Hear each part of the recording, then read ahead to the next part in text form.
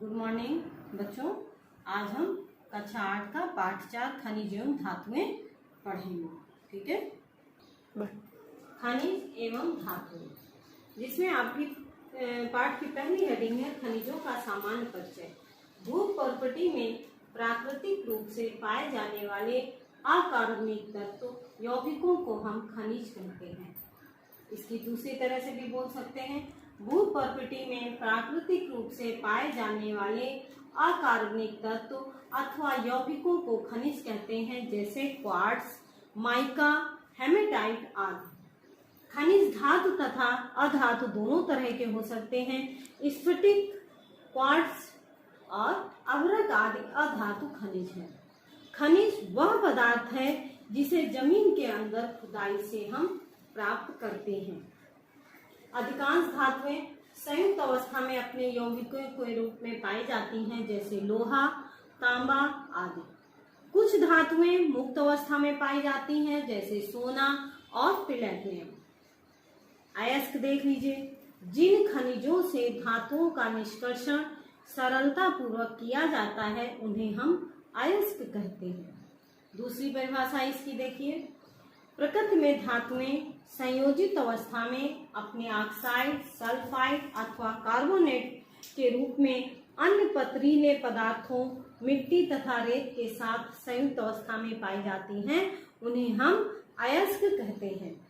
अयस्क से धातु और अधातु प्राप्त करने और उन्हें विभिन्न उपयोगों के लिए शुद्ध करने के विज्ञान को धातुकर्म या मेटलर्जी कहते हैं। मेटलर्जी में आजकल इंजीनियरिंग भी होती है। यानी परिभाषा, अयस्क की परिभाषा आपके यहाँ कई बार पूछी गई एक्सरसाइज में, इसको एक बार और हम बता दे रहे हैं। जिन खनिजों से धातुओं का निष्कर्षण सरलता पूर्वक किया जाता उन्हें हम अयस्क कहते हैं। अगला, धातु एवं अधातुओं के भौतिक गुण। आपके यहाँ प्रश्न एक है, धातु तथा अधातु में अंतर लिखिए। आपको अंतर यहाँ से मिल जाएंगे, अलग से चार्ट वाला पढ़ने की जरूरत नहीं पड़ेगी। प्रायः सभी धातुएं ठोस, पर पारा केवल द्रव होता है। सामान्यतः पर सभी अधातुएं गैस अवस्था में, लेकिन ब्रोमीन द्रव अवस्था में होती। एक ही अंतर हो गया। दूसरा, धातुएं साधारणतः कठोर होती हैं, पर सोडियम, पोटेशियम तथा मैग्नीशियम को छोड़कर। अधिकांश अधातुएं मुलायम होती हैं, लेकिन कार्बन को छोड़कर। कार्बन का जो अपर रूप होता है वो सबसे कठोर होता है। शुद्ध अवस्था में धातुओं में चमक होती है। धातुओं की ये जो चमक होती है उसे हम धात्विक चमक कहते हैं।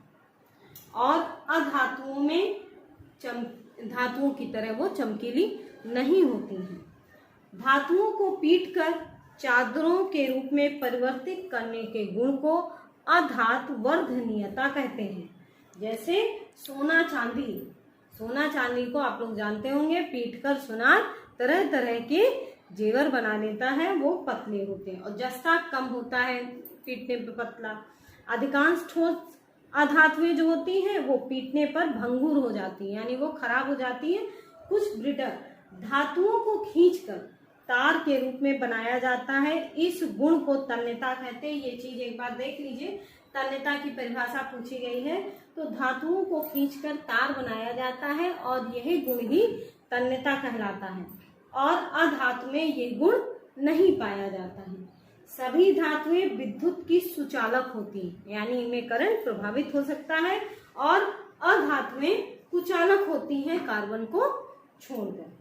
अब आता है धातु और अधातु के रासायनिक गुण। हमने दोनों एक साथ लिए हैं।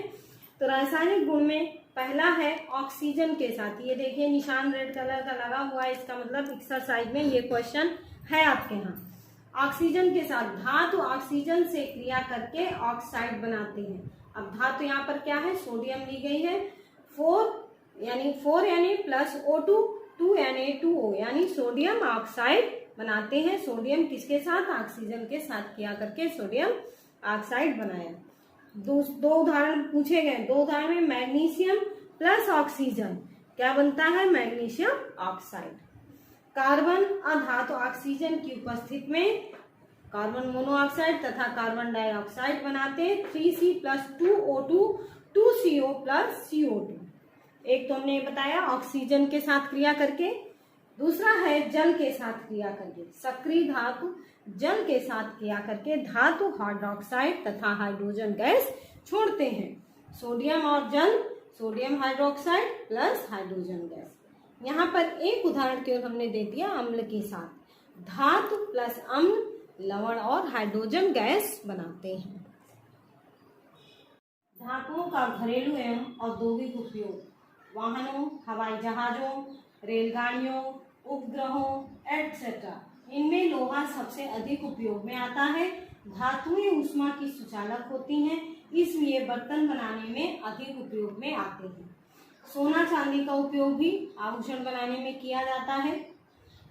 ये अगर इसको आप लिखने लगेंगे तो बहुत लंबा टॉपिक आपका हो जाएगा, क्योंकि धातुओं से बहुत सी चीजें बनाई जाती हैं।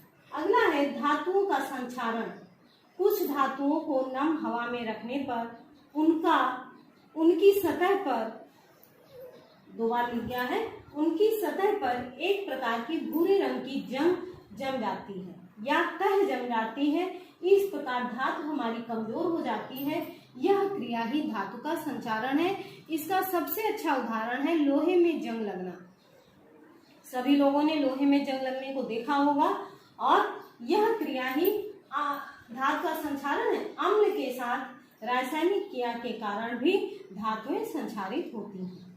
ठीक, अब है क्वेश्चन, इन धातुओं को संचारण से कैसे बचाया जा सकता है, यानी धातुएं खराब ना हो कैसे बचा सकते हैं। पेंट का लेप चढ़ाकर, जैसे वो नहीं कि खराब होते हैं तो उनको पेंट कर दीजिए। ग्रीस या तेल लगा करके, गैल्वेनीकरण से, विद्युत लेपन से। विद्युत लेपन क्या है, जैसे कुछ धातु क्रोमियम और निकिल ये वायुमंडल की उपस्थिति में नमी से प्रभावित नहीं होती, इसलिए लोहे को बचाने के लिए क्रोमियम और निकिल की इलेक्ट्रोप्लेटिंग कर दी जाती है, जिसके कारण ये बाहर खुले रहने पर भी खराब नहीं होती। मिश्र धातु बनाकर, दो या दो से अधिक समांगी मिश्रण को मिश्र धातु कहते हैं। स्टेनलेस स्टील लोहा, जो स्टेनलेस स्टील होता है वो लोहा तथा कार्बन का मिश्र धातु है, इसलिए स्टील में अगर अच्छी स्टील होती है तो उसमें जंग नहीं लगती है। अब है क्वेश्चन, आपके यहाँ जो हेडिंग चल रही है उसी हेडिंग के आधार पर आपको हम पढ़ा रहे हैं। पिग आयरन क्या है। वात्या भट्टी से प्राप्त लोहा पिग आयरन या ढलवा लोहा या कच्चा लोहा कहलाता है। इसका गलनांक कम, ये भंगुर होता है, जिसमें 93% लोहा, 4 से 5 कार्बन होता है, शेष सल्फर और होते हैं। अगला इस्पात, यह लोहे का दूसरा रूप है। इसमें 98.8 से 99.8 तक आयरन होता है और 0.25 से 0.15 तक कार्बन होता है, और इसका उपयोग मोटर, गाड़ी के नट बोल्ट आदि के निर्माण में किया जाता है। पिग आयरन और इस्पात दोनों ही क्या है, एक प्रकार की मिश्र धातु है। अगला आपकी आखिरी हेडिंग आ रही है, भर्जन तथा निस्तापन शब्द क्या है।